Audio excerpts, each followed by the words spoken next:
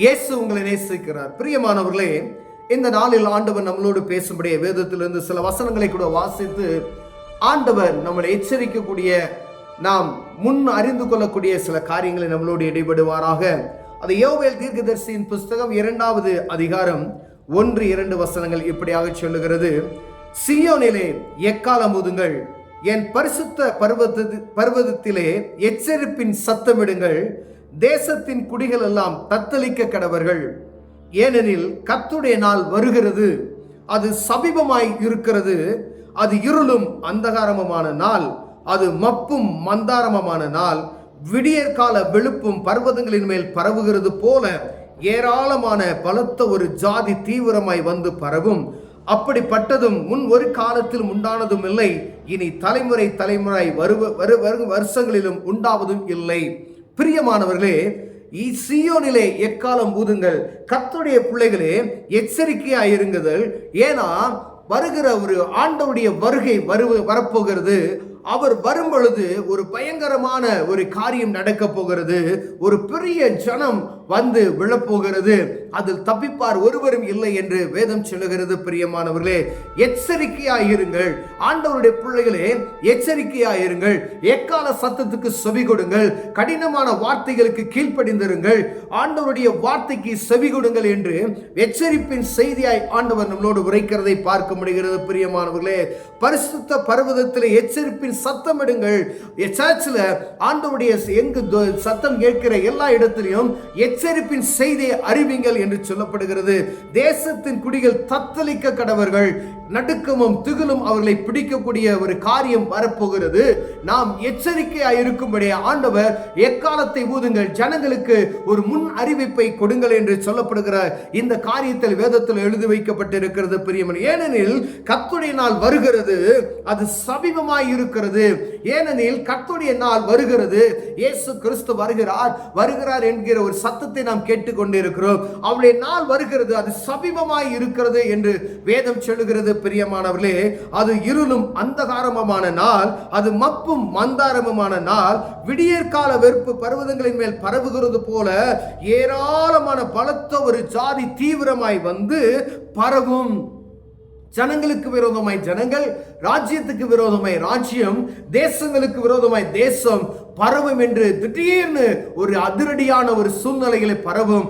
அப்ப பாருங்க, முன் ஒரு காலமும் உண்டானதும் இல்லை, இதுக்கு முன்னாடி அப்படி ஒரு சூழ்நிலை வந்ததும் இல்லை, இனி வருகிற எந்த காலத்திலும் அப்படி ஒரு நாள் வருஷங்கள்ல வருவதும் இல்லை என்று ஆண்டவர் சொல்லுகிறார். பிரியமானவர்களே, கடந்த நாட்களில் ஆண்டவர் ஒரு பெரிய எச்சரிப்பை கொடுத்தார். மகா பயங்கரமான கொடிதான கொள்ளை நோய் வந்தது.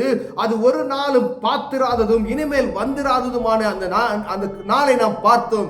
ஆனால் மீண்டும் ஒரு காரியத்தை ஆண்டவர் இந்த இடத்துல சொல்லுகிறதை நாம் பார்க்க முடிகிறது. ஒரு பெரிய ஜனம் வந்து விழும். எச்சரிப்பின் செய்தி, இது எச்சரிப்பின் செய்தி.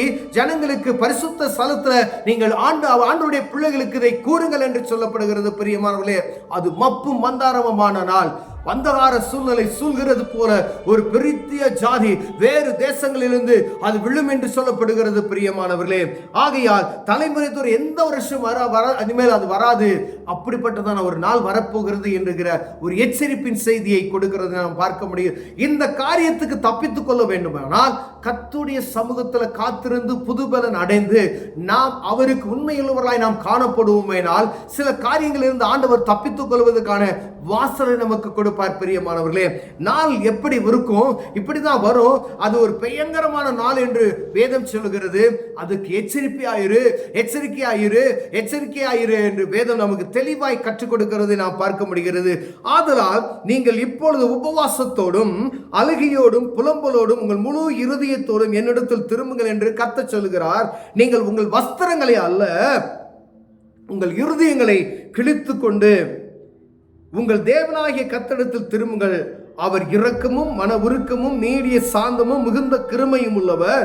அவர் தீங்குக்கு மனஸ்தாபப்படுகிறவருமாய் இருக்கிறார்.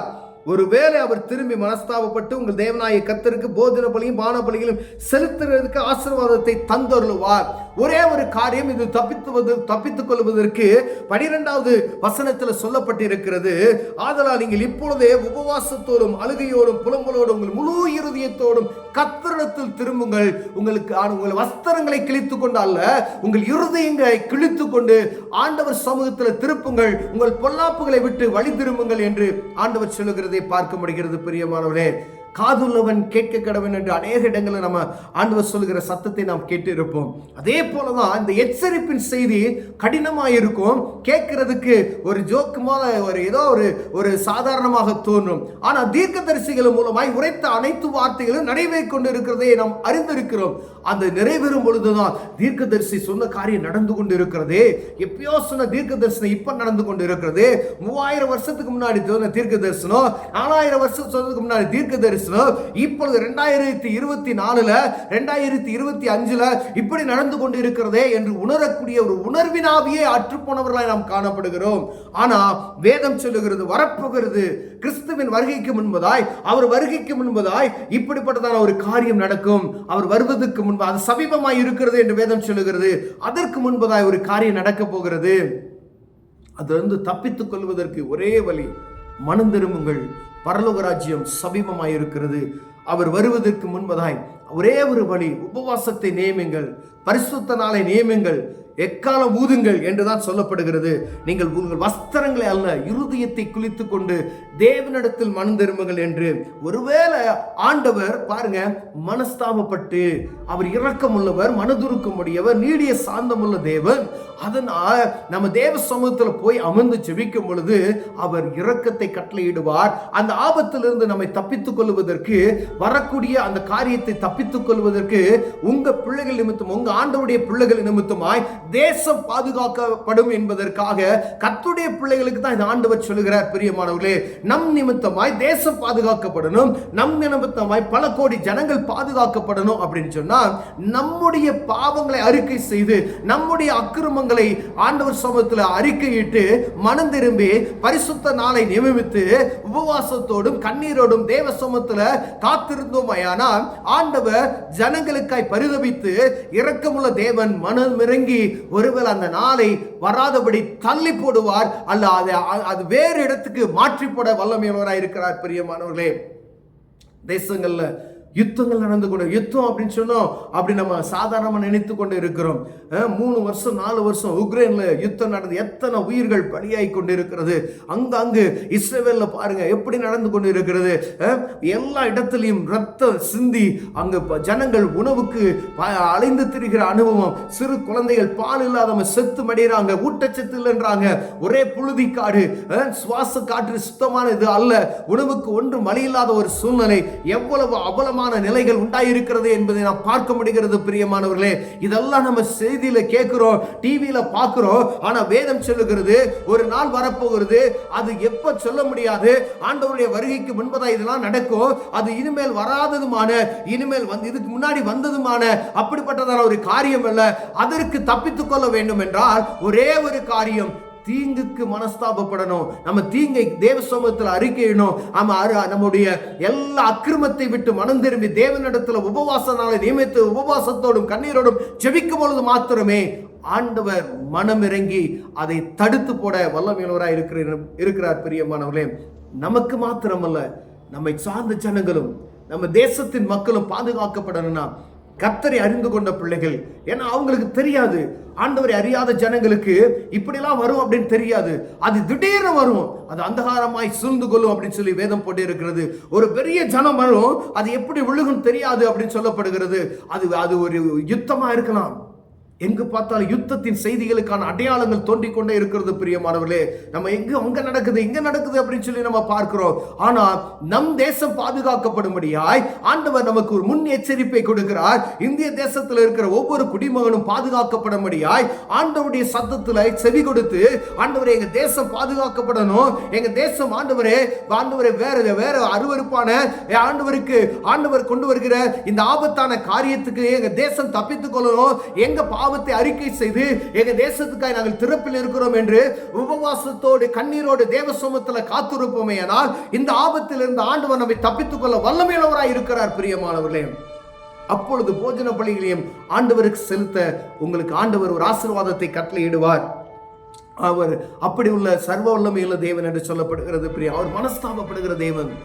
ஆண்டவருடைய பிள்ளைகள் தேவ சமூகத்தில் இருந்து தேசத்துக்காக நீங்க ஜெபிக்கும் பொழுது, திறப்பில் இருக்கும் பொழுது, தேசத்துக்காக திறப்பில் ஜெபிக்கும் பொழுது வரக்கூடிய ஆபத்தை தடுத்து போட முடியும் என்பதற்காக உங்களையும் என்னை நியமித்திருக்கிறார். பிரியமானவர்களே, தேசத்துக்காக ஒருவேளை மட்டுமே நம்ம ஜெபிக்காம இருந்தோம்னா இது ஆண்டவர் உங்களுக்கு கொடுக்கிற ஒரு வாய்ப்பு, ஆண்டவர் உங்களுக்கு கொடுக்கிற ஒரு விசேஷித்த ஒரு நாள். ஆண்டவருடைய சத்தத்துக்கு செவி கொடுத்து அவர் சமூகத்தில் ஆண்டவர் எங்க தேசத்துக்காக நாங்கள் திறப்பில் இருக்கிறோம் என்று உபவாசத்தோடு நம்முடைய பாவங்களை அறிக்கை, நம்முடைய அக்கிரமங்களை விட்டு மனம் திரும்பி தேவ சமூகத்தில் போய் காத்திருந்து ஜெபிப்போமானால் நம்முடைய ஜெபத்தை கேட்டு தேசத்தை பாதுகாக்க ஆண்டவர் வல்லமையுள்ளவராய் இருக்கிறார்.